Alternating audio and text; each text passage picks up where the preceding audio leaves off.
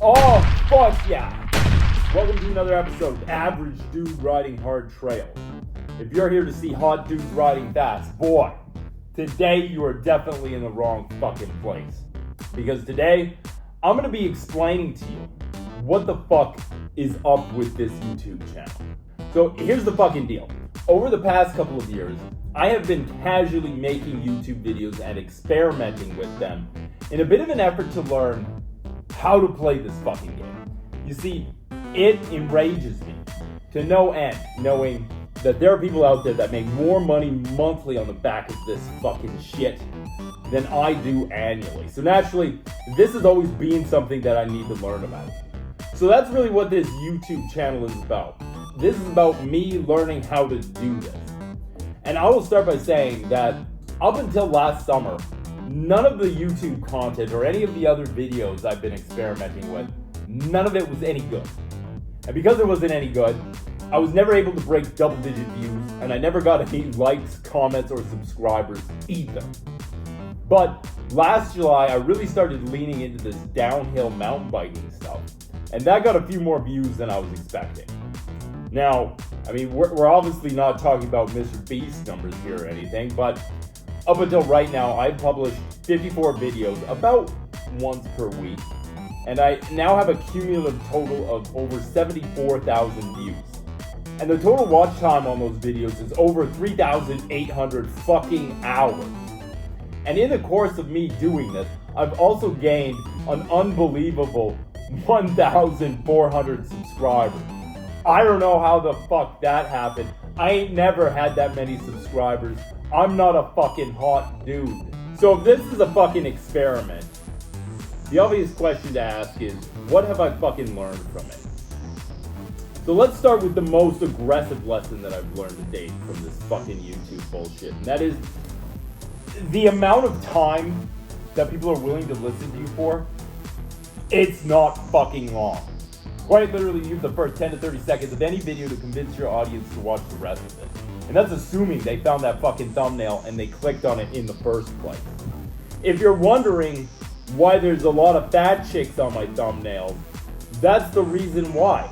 Because you fucks are way more likely to click on a thumbnail with a fat chick on it than anything else. You guys love the fat chicks and I give them to you. Fucking welcome. Now the question I think you need to be asking yourself about this attention issue is, how does it outright change the way that I should be communicating with other human beings just in general? I mean, we all inherently know that the attention span issue is pretty terrible and particularly horrendous these days. But before I started making these YouTube fucking videos, I had no idea how bad attention spans were. And you know what I didn't appreciate? I didn't appreciate that this issue applies to me when I'm fucking talking to you. Now, fortunately, I've learned that there's a few things that you can do to curb this retention up a bit, starting with basic editing shit. Sound, color, graphics, that sort of thing. We're not talking Steven Spielberg shit. We're talking about boring basics. You do any of that shit, your video content's immediately more watchable. How much more? I'm not exactly sure, but it continues to amaze me how far the boring basics will take you in life. So if you're gonna make this shit, I recommend starting there. But the largest variable that's gonna curve attention up for video content is definitely the storytelling. Now, for me in this little YouTube channel, I have a pretty big problem in that downhill mountain biking, I'm not fucking good at it. And compared to the professionals that make a living doing this shit, I mean, there's no easy way to say this. I am a cataclysmic nobody. I just don't have the skill. And because I don't have the skill, I don't have the same ability to tell the same stories that the professionals tell that garner such large audiences. I spent a lot of time thinking, what is this story? What is the fucking story that I could tell with my level of skill that anybody would want to fucking watch? And what I came up with was, oh, fuck yeah! Welcome to another episode of Average Dude Riding Hard Trails. If you're here to see hot dudes riding fast, You're in the wrong fucking place. Now, as it turns out, not a lot of people tell that story, making me somewhat original in the space, which is kind of fucking cool. But in conjunction with that technique, one of the main tools that I use to tell this story and entertain and engage with the audience is fucking colorful language. In fact, in the entire YouTube niche of downhill mountain biking, I probably have the most color. If you can find another channel that has more profanity than mine, I'll give you $20, bitch. I'm pretty sure there isn't even a second place for vulgarity when it comes to downhill mountain biking YouTube content. But I really need to emphasize here, I don't do this gratuitously for no reason because I am a retard making stupid YouTube videos. I put out the vulgarity in this YouTube channel by design under this particular experiment. I do this because I happen to know that some of the most watched content in the world is fucking esports. They got some of the highest paid creators with some of the most colorful commentary of all. I know that the demographic that watches that YouTube shit, they're just endlessly entertained by that type of commentary. And I also happen to know that generally speaking, the same type of people that watch this esports shit, well, these are the same people that watch my little fucking YouTube bullshit. So when I came up with this idea to tell the story that I tell to the audience that I knew I was going to be telling it to, the use of this particular language was extremely obvious to me. It really represented a sizable gap in the storytelling market. So here's where you got to ask the question. How does this storytelling approach impact viewership? Now, this is really where I wish I was sitting here ready to make some bold and audacious claims about what I've achieved. But frankly, until I hit 7-figure viewership numbers, I'm going to keep my fucking mouth shut on this. But what I am willing to say is, given what I've seen in the metrics, what I would say is what I have achieved here, it would seem fairly interesting. Looking at this shit, it is almost to a point where I think if I was able to keep it going and make a few fucking strategic changes here and there, I could potentially see a pathway for me to carving out a special place in the biking niche for really being the best at being the worst.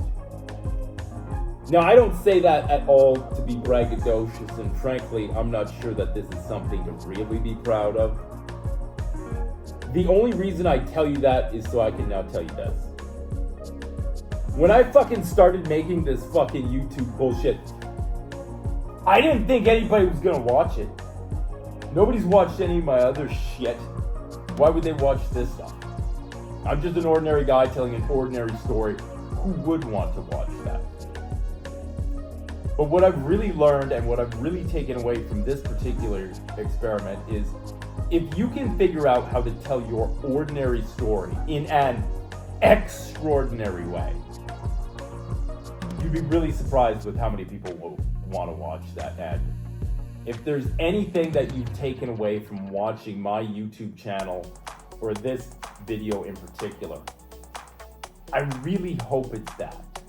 Now, the last thing I'm going to share with you about this YouTube experiment that I've conducted here is something that I've always known, but it's not something that I've ever experienced before. And that is, you can really fucking reach people in a powerful way with this video bullshit. I know that because I get a crazy amount of comments. The vast majority of these comments are overwhelmingly positive. And it would appear that the people that fucking comment, they don't just like this shit, they fucking love it. One of the comments that I really enjoy reading the most is the one about me apparently being the best YouTuber in the entire space. I don't particularly believe that shit, but I still really enjoy reading it.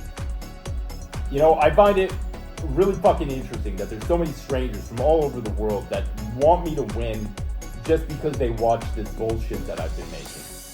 And that's really cool. I've never experienced that before. In the comments, there's also a good handful of people that want to meet me, which is weird, but interesting. I mean, it is the last day of June as I film this, so boys, let's fucking hang. In the comments, there were also a bunch of people that asked me to make merchandise so that they could go out and fucking buy this shit. And in December, when I had a boatload of free time on my hands, I went out and did that. I kind of made a merch store, and I sold $1,000 worth of fucking merchandise, literally around the world. That blows me away. It blows me away like your mom blows me all the time. You know, it's one thing to get a like, a comment, or a subscriber. It's entirely different for somebody to buy the branded merchandise.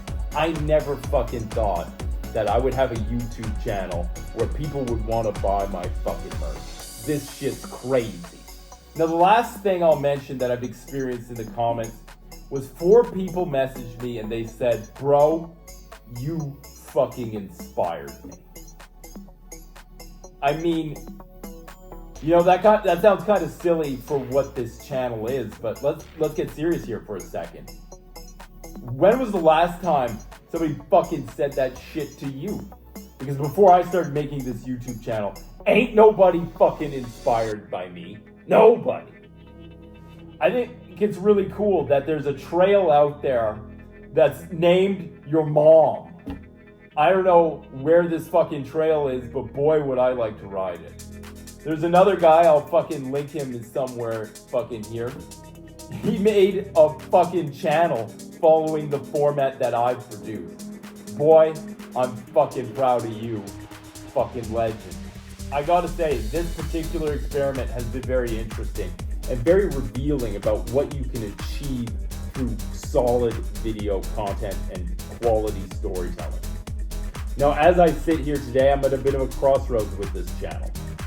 The question that I have is, do I keep going with this concept or not? I mean, at the end of the day, I'm wearing a fucking helmet in this video for a reason.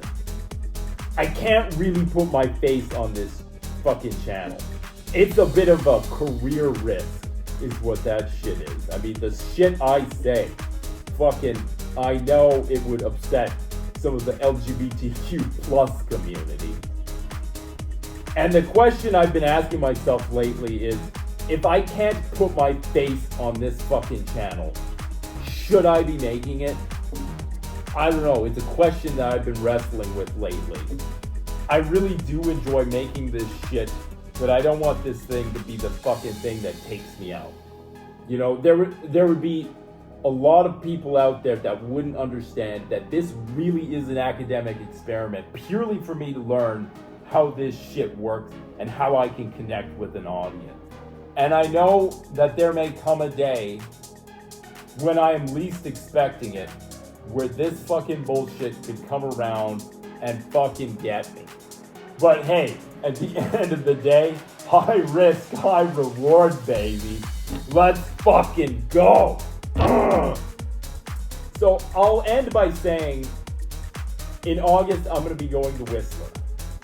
If you're in August in that time frame and you want to fucking link up, you know, fucking let me know. I'll need some riding bros potentially. But what I want to know from you guys is some ideas. What would you like to see in this channel? And what would be the best way for me to keep this shit going? And if you're a business that would like to partner with this YouTube channel, oh boy, we could also talk about that. I will do free mentions for your business in this YouTube channel. If I owned a business, I probably wouldn't do that bullshit. But you know, hey, high risk, high reward, baby. Let's fucking go. And I just want to end by saying, thanks for watching. Thanks for subscribing. Thanks for all the likes. If you bought that fucking merchandise, double thank you. It really means a lot to me.